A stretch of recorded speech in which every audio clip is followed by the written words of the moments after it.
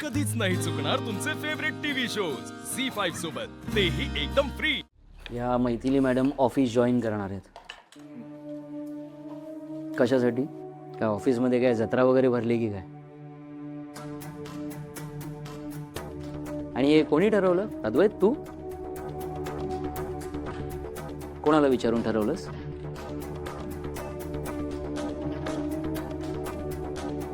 आधी हे सगळं काय चाललंय?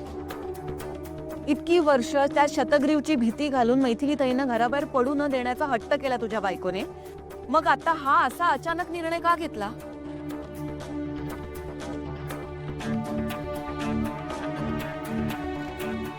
काय प्रॉब्लेम आहे यांचा? ते आपल्याला विश्वासात का घेत नाहीये? फाल्गुनी, प्रश्न विश्वासात घेण्याचा नाहीये, आता सिच्युएशन अशी कसली सिच्युएशन? काय सिच्युएशन? सिच्युएशनचं मला काही सांगू नकोस प्लीज। अरे त्यांना घरात कंटाळा आला असेल तर विरंगुळा म्हणून दुसरं काहीतरी करायला सांग ना। ऑफिसला यायची काय गरज आहे? तेजस भाऊजी, प्लीज एकदा समजून घेण्याचा प्रयत्न करा। आम्हाला काही समजून घ्यायचं नाहीये। पण जर त्या ऑफिसला आल्या तर काय प्रॉब्लेम आहे? त्यांनी पीएचडी केली आहे, त्यांचा आपल्या ऑफिसला फायदाच होईल। खा ना, त्याला अजून काय हवं असेल तर द्या, पण शांत बस जरा, कुठेही तोंड उघडू नकोस। ज्यातलं आपल्याला कळत नाही ना त्यातलं बोलायचं नाही। आर्किओलॉजीमध्ये पीएचडी आणि आपलं ऑफिस काय संबंध आहे का या दोन गोष्टींचा? जर अद्वैत ब्रू आणि नेत्राने हा डिसिजन घेतलाय तर त्यामागे काहीतरी व्हॅलिड रिझन असेल ना? असेल ते त्यांना माहिती आहे, मला काही माहित नाही त्यातलं। अरे त्यांना घरात ठेवून घेतलं ना हेच खूप आहे। तेजस ठेवून घेतलंय म्हणजे? मावशी आहेत त्या, त्यांचा या घराशी काहीतरी संबंध आहे, या घरातल्या आहेत त्या, कोणी परक्या नाही आहेत त्या। अद्वैत भाईजी, ऐसे देखा जाए तो मैथिली मैडम तेजसला सख्खा मौसीच तुमचा नाहीये। तुम्ही का त्यांची साईड घेताय? फाल्गुनी, तेजस पुरे आता। इंद्राणीताई, तुम्हाला तरी पटतंय हे सगळं? इतकी वर्ष मैथिली ताई आपल्या घरात होत्या, नेत्राने यांना इथे आसरा दिला का? कारण यांच्या जीवाला त्या शतग्रीव पासून धोका आहे म्हणून ना। मग आता अचानक काय झालं? मैथिली ऑफिसला जाणार आहेत हे ठरलंय आणि ह्यात बदल होणार नाही। कोणाची इच्छा असो अथवा नसो, मैथिली ऑफिस जॉईन करणार। आणि अद्वैत, या ऑफिसमध्ये कोणी यायचं कोणी यायचं नाही हे मी ठरवणार। कोणाला काही सांगायची गरज नाही। आणि आजही कंपनीचा मालक मीच आहे। आणि हो, आजपासून मी पुन्हा ऑफिस जॉईन करतोय आणि माझ्याबरोबर मैथिली आहे।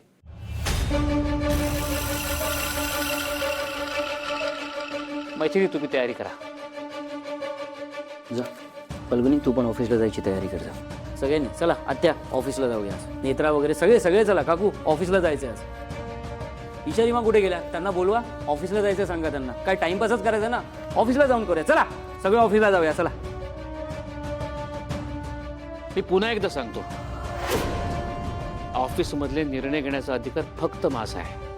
मग ते नीट घ्या।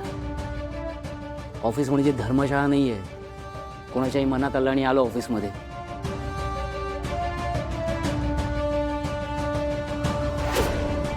अरे वा, मैथिलीला ऑफिसला पाठवण्यावरून खडाजंगी। हे तर आपणहून कोकराची मान लांडग्याच्या हातात देत आहेत। मग तेजस, तुला काही वाटत आहे, पण मैथिली ऑफिस जॉईन करणार।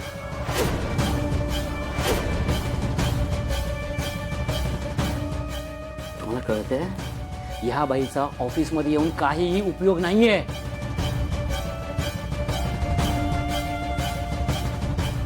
नाही, बरोबर आहे, म्हणजे खरंच माझा काही उपयोग नाही, मला तुमच्या ऑफिसमधलं काही कळतही नाही, पण मी शिकेन। मग शाळेत जा। ऑफिसला कोणी नाहीये तिथे शिकवायला। तिथे काय काय पोरखेळ चाललाय यांचा? कोणी येते आणि ऑफिस कशासाठी? तेजस, तेजस शांत हो। अरे का उगाच चिडचिड करतोयस? अरे काका, हे सगळे बघ ना, त्या मैथिली मॅडमना ऑफिस जॉईन करायला सांगतात। अरे मग चांगलंच आहे की, स्वतःच्या इच्छेने त्यांना ऑफिस जॉईन करायचंय ना, मग चांगलंच आहे। आणि मी नाही का केलं? केदार केदार तू जरा शांत राहा. तुला यातलं काही माहित नाही. तुला माहित नाही इतकी वर्ष त्या का घराबाहेर पडत नव्हत्या. अगं केतकी, इतकी वर्ष घराबाहेर पडत नव्हत्या ना, पण आता त्यांना घराबाहेर पडायचंय. सो चांगलंय की, आणि कामानिमित्तच पडतायत ना घराबाहेर.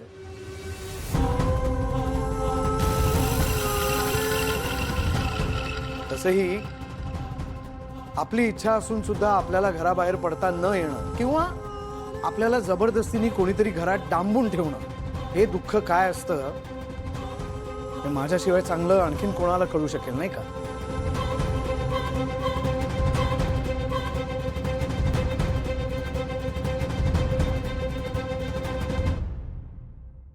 असो मैथिली ताई, तुम्हाला ऑफिस जॉईन करायचंय ना, तुम्ही नक्की ऑफिस जॉईन करा आणि मी आहे ना तिथे तुम्हाला मदत करायला. अगं थँक्यू, तू आम्हाला समजून घेतलंस. अरे काय रे अद्वैत, आता थँक्यू वगैरे म्हणून मला परक करणार आहेस का? अरे मैथिली ताई इतकी वर्ष घराबाहेर पडल्या नव्हत्या, त्यांची मनस्थिती मला समजू शकते म्हणून म्हणतोय मी. दादा, तू अतिशय उत्तम निर्णय घेतलेला आहेस.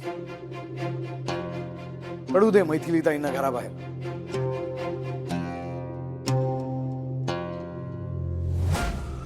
तेजस, अरे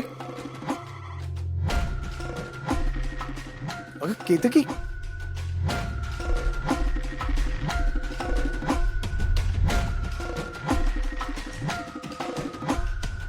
मैथिली ताई, अहो तुम्ही काय बघत राहिलायत? तुम्ही जा, तयारीला लागा. आजपासून ऑफिस जॉईन करणार आहात ना? जा जा जा.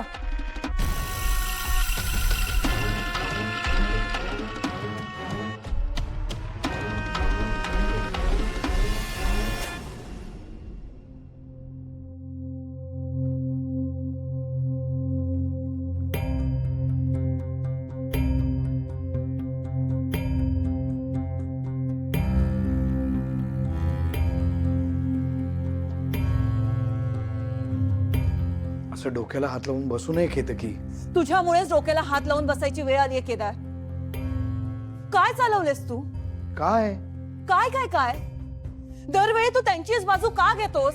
का दरवेळी मला तोंड कशी पाडतोस? तुला माझ्या भावना कळतच नाहीयेत का रे? हे बघ, तू जरा शांत होशील. मला नाही शांत व्हायचंय. माझं ना डोकं फिरलंय.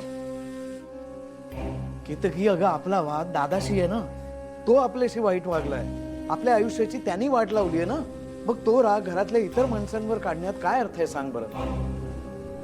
त्या मैथिली ताई बिचारे साध्या आहेत ग. त्या कामाला जायचं म्हणत असतील तर चांगलं आहे ना, तिथे त्यांचं मन रमेल.